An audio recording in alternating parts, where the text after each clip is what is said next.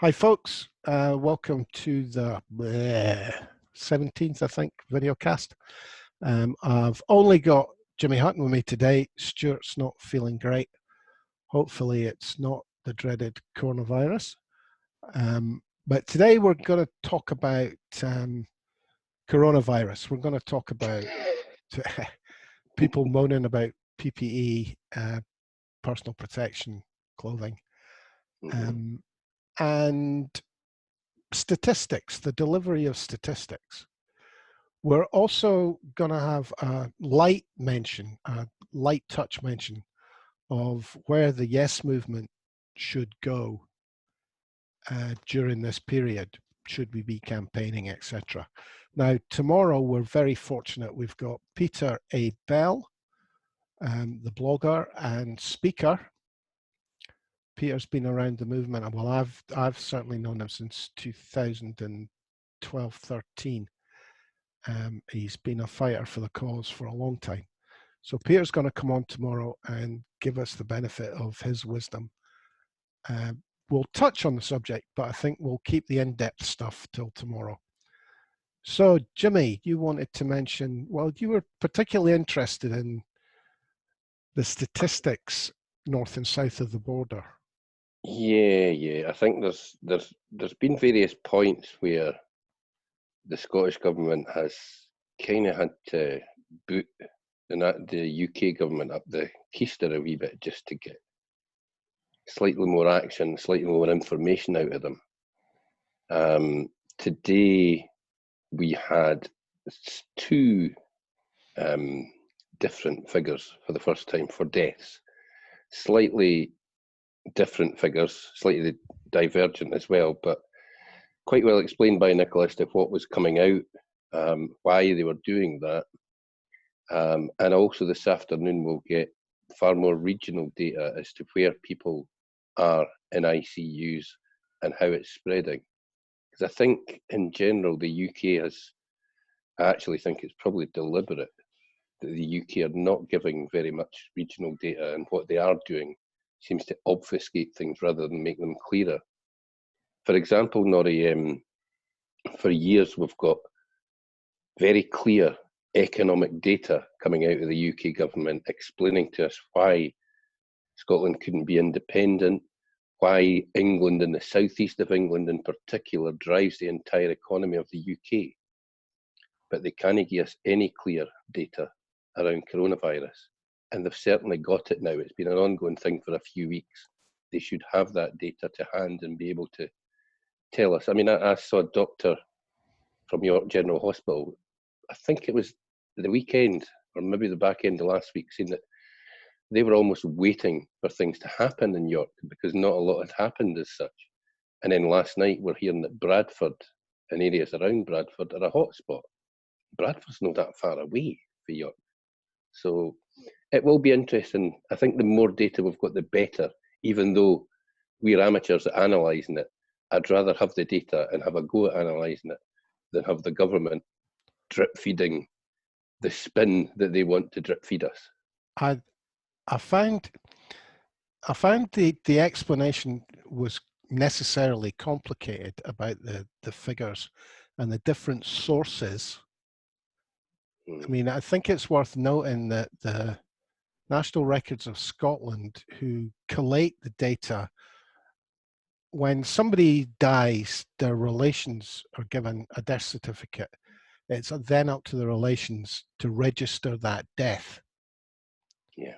So it can take a couple of days. Now, Nicola mentioned 8 days. I'm trying to remember how long you actually get. It might only be 8 days.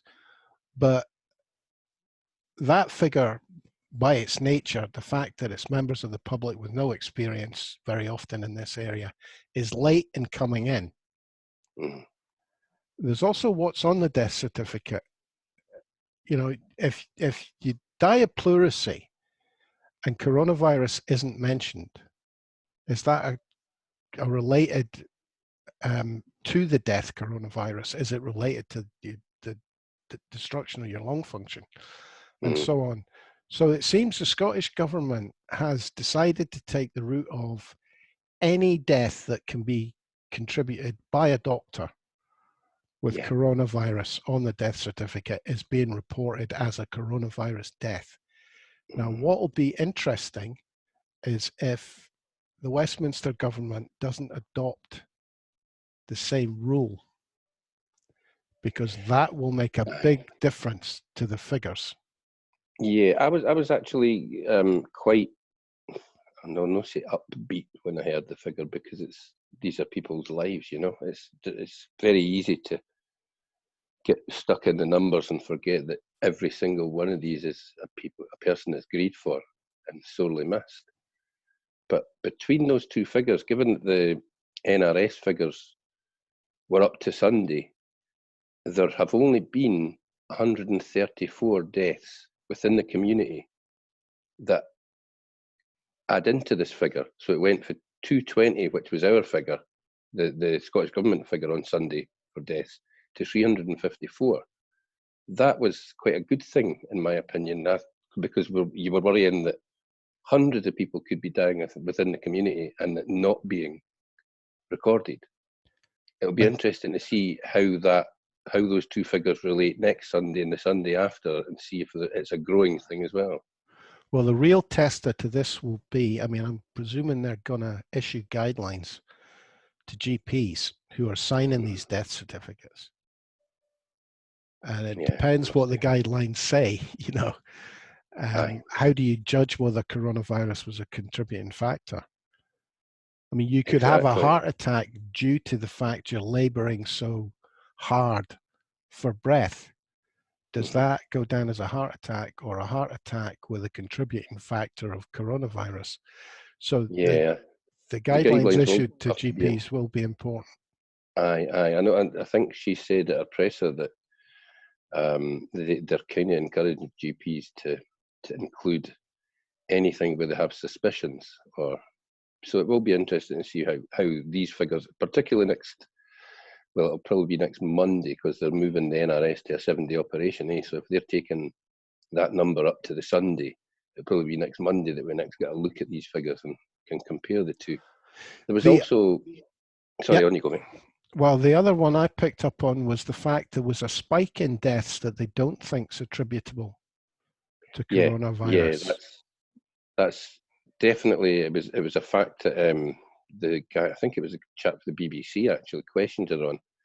But it was interesting that during her statement she did say, and the deputy chief medical, well, acting chief medical officer now, I guess, he also said it's something that they've noted, that the spike in that particular week, I think it was, has happened elsewhere in Europe, and it's something that they're investigating, and are investigating on a pan-Europe basis to find out if there's anything that they Mm. can put it And down to. and would we ever have known about that if it hadn't been for coronavirus? I don't think so. Absolutely not. I don't think people look that closely at the figures, but it's interesting that it's happened in other countries in Europe. So Eh, it's not yeah. just the work of some rabid serial killer running about Glasgow taking out plenty of people in a week or something. You know what I mean? Traveling salesman murders. Sorry, we won't go down that. Um, It's, the PPE one, the personal protective equipment, yeah. is interesting to me because it looked very like both Nicola Sturgeon and Gene Freeman were biting their tongue Yeah. about I the this equipment getting to where it needed to be. Yeah, they said in particular there was a pinch point between the Scottish Government supplying it to local health boards, and local health boards then forwarding that supply on, particularly to care homes. It's interesting they've now given out a email address to anybody to get in touch who is suffering from lack of PPE. And that email address, I noted Jean Freeman said, would be operating 24/7 and will have ministerial oversight. In other words, I she's going to be paying very close attention to where the pinch points are and where she can stamp her foot to get rid of the pinch points. well, they didn't say it, but the impression I got was that management in these care homes or of these care homes might be the failure here. Yeah, I mean, there's It's every chance they're just hoarding it. Some at health board level or at management level. I mean, I saw a thing on Channel 4 News last night from a care home in Paisley, and it was a bit of a hatchet job, which is a shame because the Channel 4 News Scotland correspondent's quite a nice guy, but there was just wee touches that I seen as hatchet, such as this manager peeling off the sticker to show that the use-by date on the masks was actually 2017, not, you know what I mean? I'm sorry, we dealt with this 2 weeks ago. Yeah, That it's was a been supply that explained. they It's had. all been tested. Aye, it's all been tested. It's perfectly normal for that supply to now have dates of this year or next year on it because they went into it. I find the other big question that kind of gets ignored is that everybody wants maximum protection, Yeah, right? and They everybody want the doesn't need it. face visor, they want the best orinasal mask they can get, they want gowns that cover their ears, they want gowns that come right up to their chin, they want full length sleeves on them, they want gloves that come up Aye, to their elbows. That's natural. Everybody wants absolutely. that. I mean, having been in a service where protective gear was part of the job, you were always looking for the best gear you could get with the best Aye, protection. aye. You But must have what's had the not same in the natural? forces. What's not natural, Norrie, is for groups like the BMA and the Royal Colleges to be issuing a statement like they issued yesterday, suggesting that there is a major problem with the Scottish Government's provision of PPE. And I was this the wonder if, letter? yeah, I wonder if that's just it's politics being played because we know that the BMA and the Royal Colleges are as much political bodies as they are representative of their members. Well, it seems very strange to me that if you have a sit down, I mean, I would imagine that they'll be talked to on a daily basis. Aye, right now especially. You would think so. And they seem to be hinting, well, they've got a meeting with the unions. The GMB were issued an unpleasant statement. Mm-hmm. And it's all coming on the Scottish Government. Now, what do you do with the private sector with care homes? Do you nationalise them? It's difficult at that point, mate, because they're reaching out. The private sector are reaching out for help, but they want to keep government at arm's length as much as possible because government are the ones who will go in and say, by the way, you're not meeting the regulations here, here, here, or here. Well, I can tell you what these people charge to me. I can imagine it's I mean, an arm and a leg. my mum and dad were both in a care home. Mm-hmm. And that's £4,000 a skull. That's £8,000 a week. Jesus, Sorry, a month. A month. It's a a thousand month. pounds a week. Even Um, still, mate, that's a huge amount of money that they're asking. well, and that, this idea that your care home is free, is looked after, is not true. No, no, It's not true. Well, you've got the money to pay for it, you pay for it. aye. You don't It's lose out. I mean, if you run out of money, the government covers it. But while you've got the money to pay for it, you pay for it. it's a sector that, unfortunately, has been allowed to. I was going to say whether that's not really the right choice of word, but it's been allowed to take its own path because government has concentrated mostly on things that they can control and have kind of stepped back and let the private sector do their own thing. And their own thing really has been found wanting. The local government and national government should take far more care of our old people. And if that costs us more, if that means that we have to pay more in income tax, so be it. Because the model that we've got now clearly doesn't work. Well, I'm just kind of, I mean, I'm sitting here thinking, why is the Scottish Government being held responsible for this when in fact it's the private sector? And that becomes the problem. I mean, it's going to be one of the problems in America Yeah. with the private health sector, because it seems to be the public health sector that's taking the brunt just now in the likes of New York. So it's going to be interesting to see what comes of America's a that. huge worry, mate. I see Trump last night, well, late last night in America. I mean, they had over 1,800 deaths yesterday. And Trump saying he thinks they're very nearly, if not already, at the top of the curve. I'm sorry, Donald, your curve only really started about a week ago, mate. If you think you're at the top, whoever is advising you needs sacked, and they need sacked now. He needs people telling him the truth rather than what he wants to hear. He'll end up finding somebody to blame. That's his modus operandi. He will blame Aye. the mayors of the He's cities been looking or at it the already. He's been governors looking of at the governors and states. China, and Yeah, if there's a I way to mean, blame Mexico, the Mexicans are going to cop it, yeah, mate. yeah. They'll be wanting a wall built between America and China next. How he's going to He'll be do it wanting a big won't be. plastic sheet on top of his wall with Mexico and all. Aye. Right. Let's move on to our second subject of the day.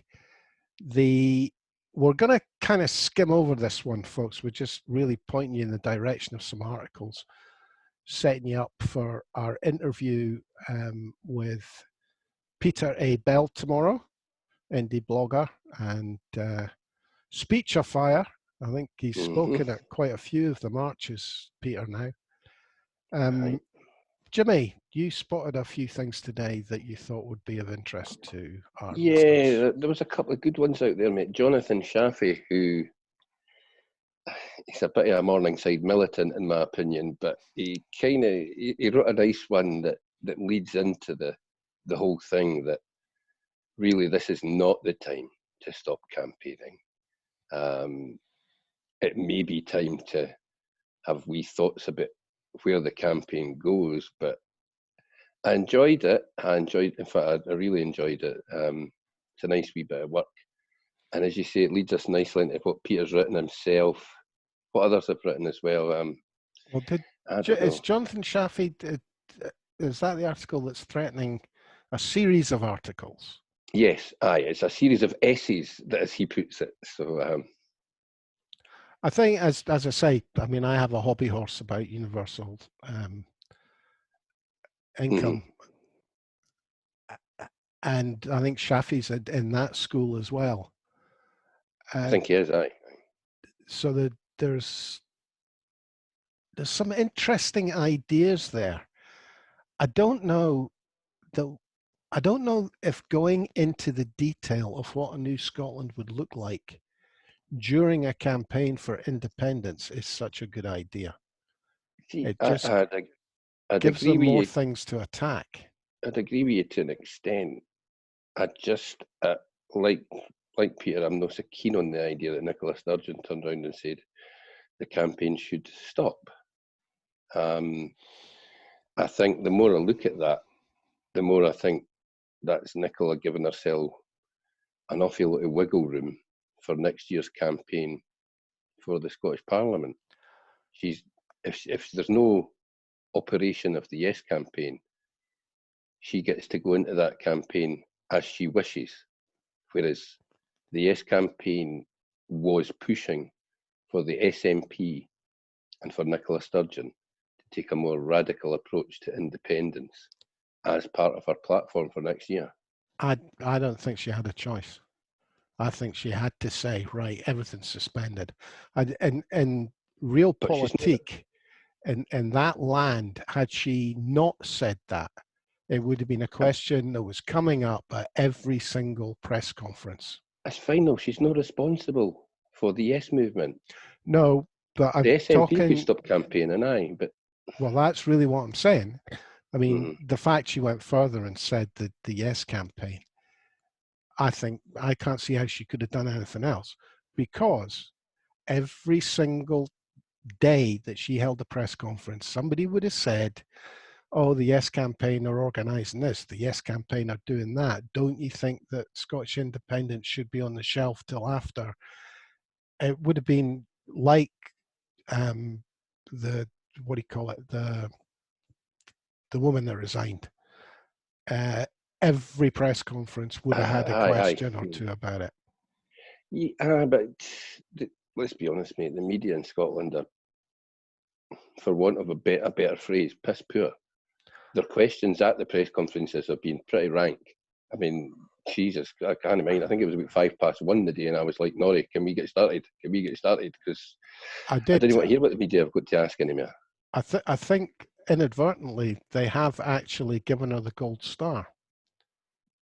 Because when you look at who's now there and asking the questions, because they're getting better answers from the Scottish First Minister than they're getting from the PM's B team at the The B moment. team and the C team doing there, aye. So I noticed the Guardian was there. You look as though you're about to read something to me, James. I'm just having a wee look at what I've noted. Did you notice just on my campaign of misinformation that goes on me and one of my wee hobby horses? The BBC had set up a shot of some bloke getting pushed out of a ward in Leicester. I think it was Leicester General Hospital, and all the nurses were lined up either side of the corridor to applaud him because he'd recovered from coronavirus. He was on Radio 4 this morning. Aye, the old triple-barreled name or something he's got as well. Aye. Right, wasn't he? He was. Yeah, I don't think they expected him to make it, and I was just wondering, gushing gratitude. Sorry, what on earth are they doing setting up a shot like that? Is this the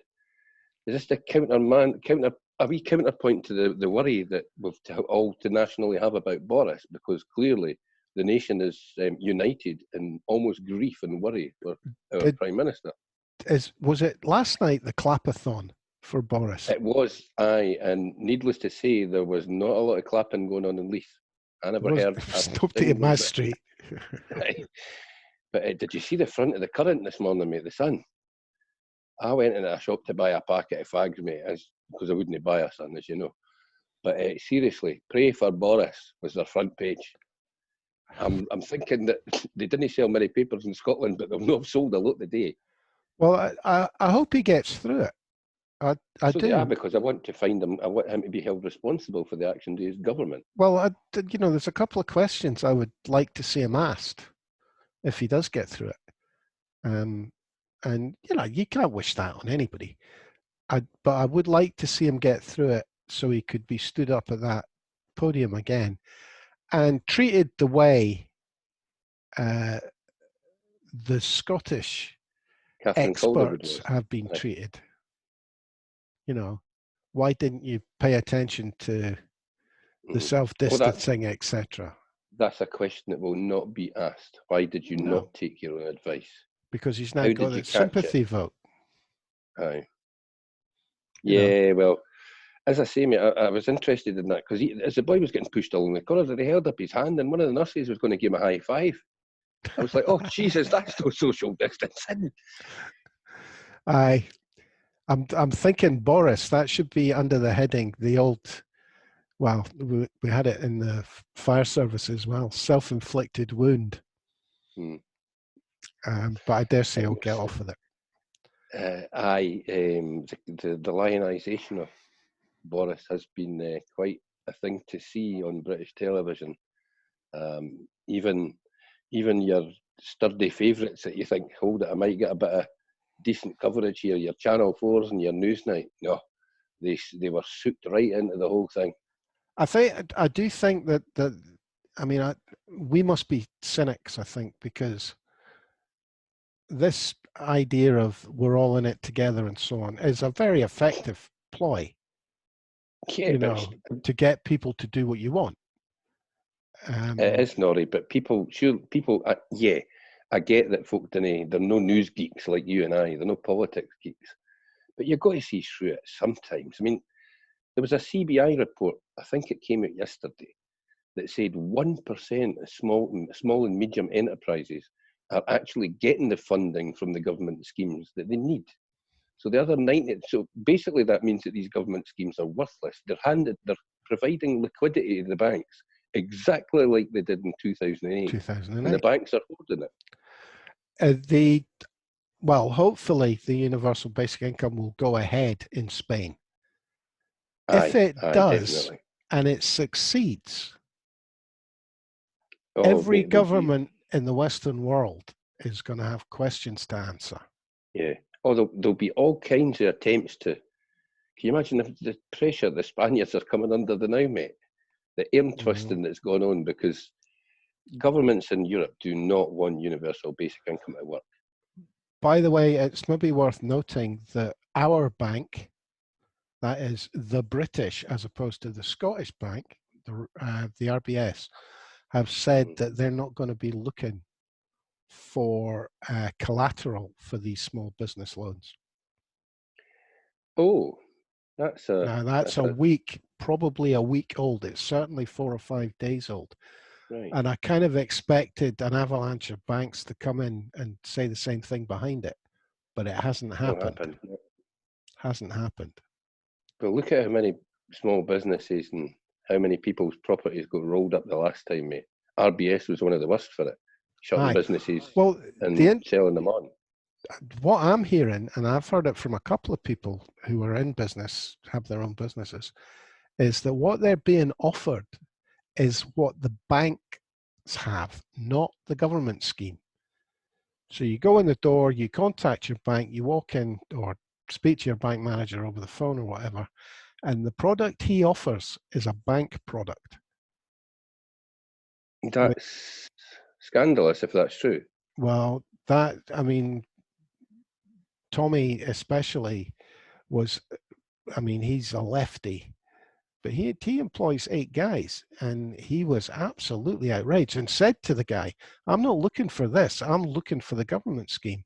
"Oh, well, it's not set up yet. We can't give you details of it. We can't go through with it."